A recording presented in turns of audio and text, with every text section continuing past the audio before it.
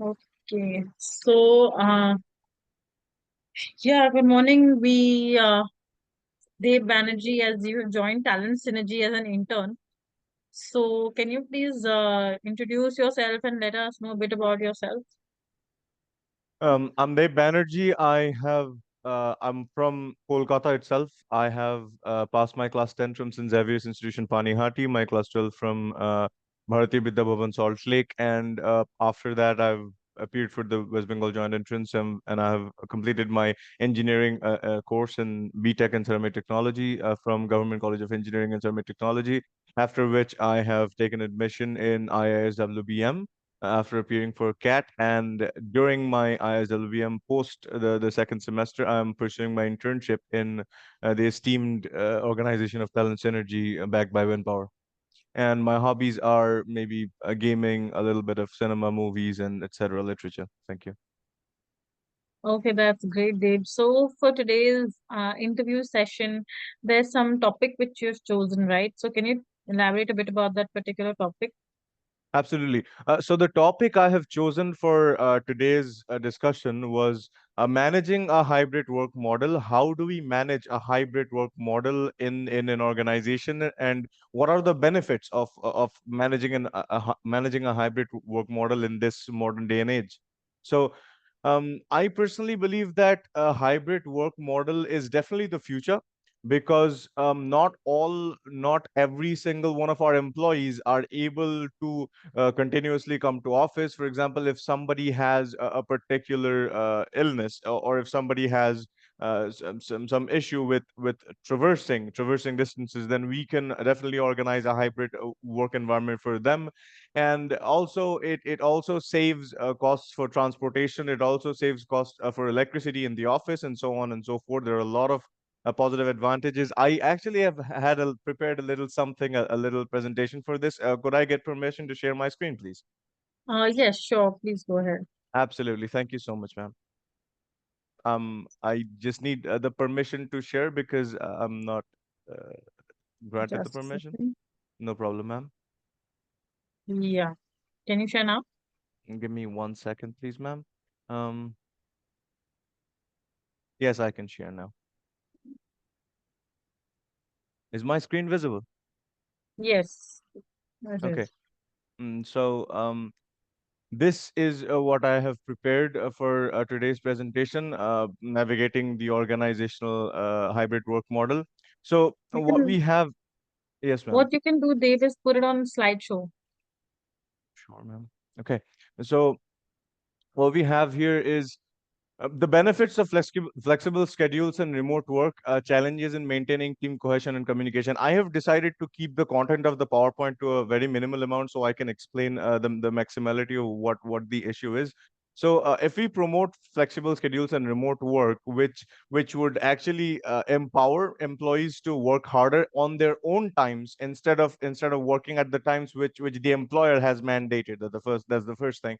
And the second thing is the challenges which are occurring in creating team cohesion and communication. We all know how group dynamics work, right?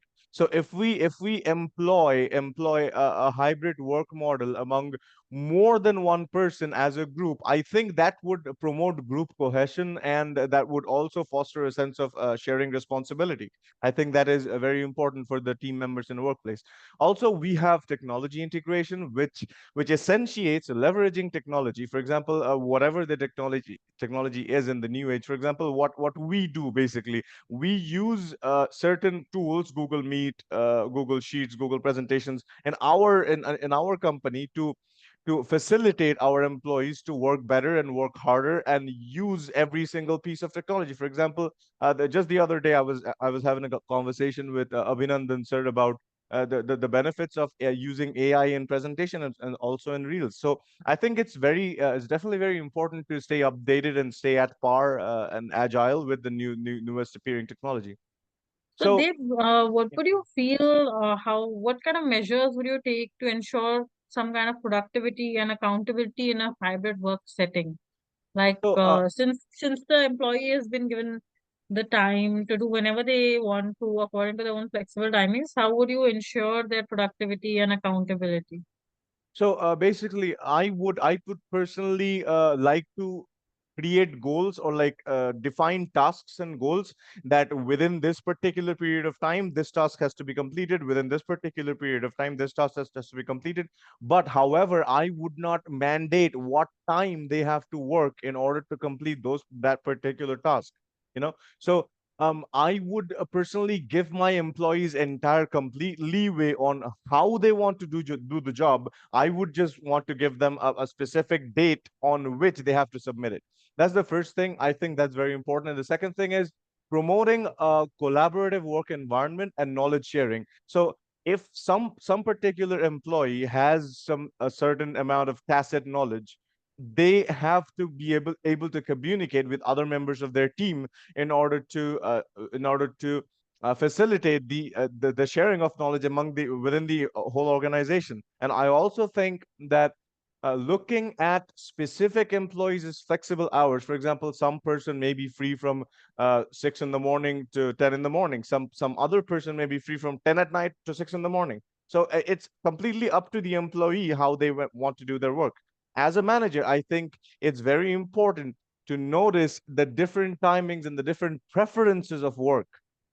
Different people have different preferences of work. So I think that's should be a Okay, really important that's thing. a good point that you brought up.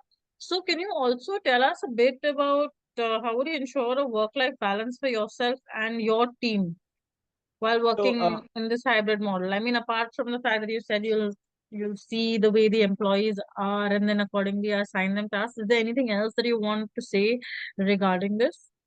yes, I think in order to ensure a proper work-life model, first, I think we should need to look at every single employee's work-life balance. If one particular employee is getting overburdened with work, then we should definitely make it a point to make them share that responsibility. After all, it's not one person who has to take the entire burden. We are working as a team. So we have, if somebody is feeling a little bit more pressure than they're supposed to feel, then I think the other team members should volunteer. Like it shouldn't even be the employer's discretion. The other team members should volunteer to help the particular employee overcome whatever he's going through. And what I would also like to put forth is not only at all times we are inspired from people who have led in these. For example, if you look at the PowerPoint right here, it says leadership and hybrid work. So if we foster a culture of trust, transparency, and accountability, I think it would be a very, very important thing. For example, if I provide the responsibility of one particular task on one employee, and after a week or after the deadline, I ask that particular employee to be accountable to the part of the task that they were assigned. I think that should be the way. Okay. Can you continue ahead? Yes, absolutely. So, work-life balance. This is what you were talking about. Managing burnout, managing fatigue. We have to establish boundaries. We have to promote taking regular breaks. Because if we don't take regular breaks, then fatigue and the burnout would be more, and organizational stress would be more. So, I think this is a very important thing, work-life balance. And virtual communication, for example, what we're doing right now, Zoom and Google Meet, etc., etc. These are really important tools. And when we are communicating on an online platform, there's always that little a teeny tiny bit of chance that it is misinterpreted. So, in order to eliminate this misinterpretation, I think we need to define what we are saying or what we want very clearly, irrespective of which platform we are in. Clear communication is the key. It is the key. And performance management, we need to make specific models for performance management. If some employee performs better than somebody else, they should be rewarded accordingly, and so on and so forth. Total reward system and performance appraisal are also very important.